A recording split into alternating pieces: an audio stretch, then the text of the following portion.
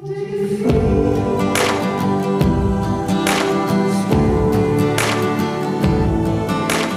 the chapters, Jen. And Phil. And it's midweek. And so here we are. Here we are. So I never saw the television show Seinfeld.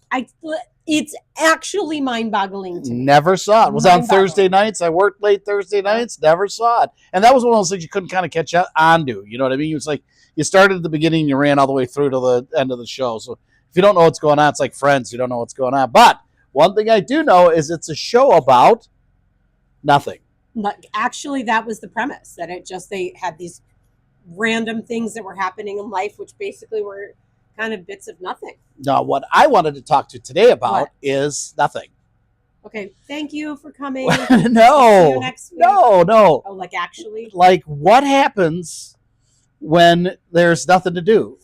What do you do? How do you stay where I'm not driving you crazy and you're not making me nuts? What do you do? I know. I don't know. What do you guys do? I mean, how do you I can imagine like early on in a relationship, we were lucky because there was 45 minutes between us. So our time together and we busy. So we got to see each other when we could, and we were locked in, and it was intense and it was great. It was wonderful. But you wonder about like if people get kind of thrust into a situation when they're right there all the time early on, that could be a little bit problematic. Well, and I think the other side of it too is for relationships that are at this time in their time frame and their age or whatever, like what is there still to possibly talk about? And I think a lot of times what happens in relationships if you have children is those conversations are about the kids, right? So they become hyper focused on, and I will admit I did this, right? Hyper focused on what the kids were doing, and that sort of formed the conversation, but forgetting that you need to have a conversation with your partner about life and themselves and ask them about who they are. And so what if there's nothing left to talk about? You fill the nothing. Like that funny joke. Have you ever done this where you think you've reached the end of the internet? No. No, I swear to God. Like, I'll go keep searching and you click to this and click to that and click to the next thing. And all of a sudden you're like, I think I might be at the end. I might be the end of the internet. I don't think so. No, okay. I know it's not actually the case. But what if you're at the end of the conversation? There's always going to be something you can talk about. Find something. Have you ever seen a sky so blue? Look at that, or whatever. Gosh, I can see how it happens. I think we mentioned in our talk last week about how, the importance of sticking with each other. That stuff is going to happen. Life's going to evolve. Just, so often you hear stories about people, well, we just grew into we just grew in different places. Well, grow together. Right. Find something that commonly, But I also would argue, like, it's not a bad idea to find some resources. So I know, get out there and Google a list of things to talk about. Maybe that's what I'll pop in the description today.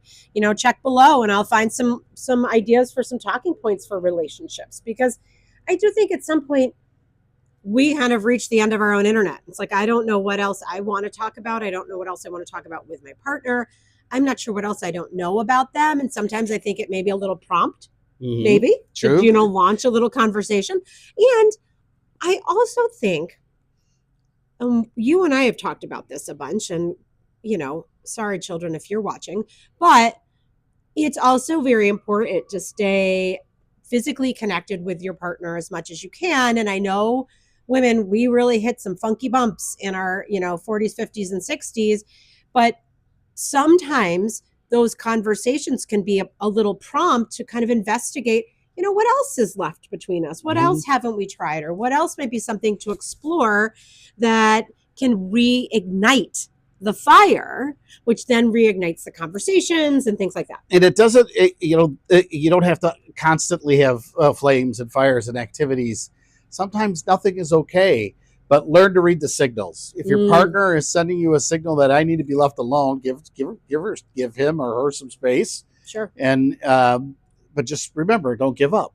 Right. You can always give space, but don't give up. Don't ever give up. Don't give up. And I think sometimes too, you should read your partner who might need you. I might need a little extra, just a touch on the shoulder, or I'll, reach over and grab Phil's hand, and I can hear him sometimes like audibly, like, oh, thank you.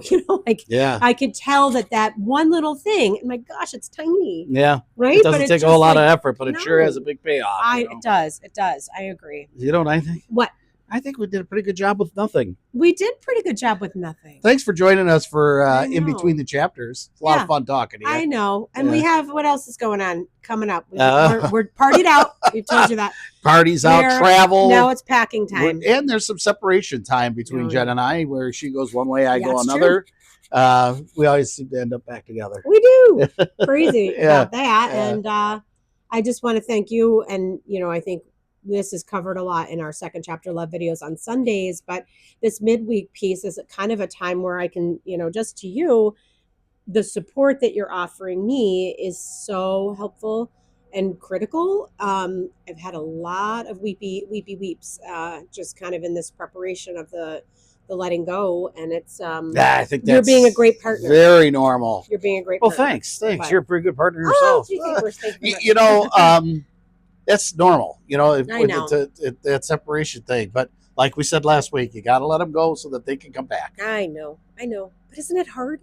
Okay. It's hard, isn't it? Tell us what you think. You can tell us in the comments. We'll listen. We'll listen. And I almost, it's something I was thinking about. I have a couple friends that are going through this, and we keep chatting back and forth. But it's almost like we need a little village of us to kind of get us through these next 4 weeks. So if you want to be part of it, jump down below, and we'll set up something that we can all kind of chit chat and support each other. But from between the chapters, this is Phil. And I'm Jen. See you soon. Have a great week.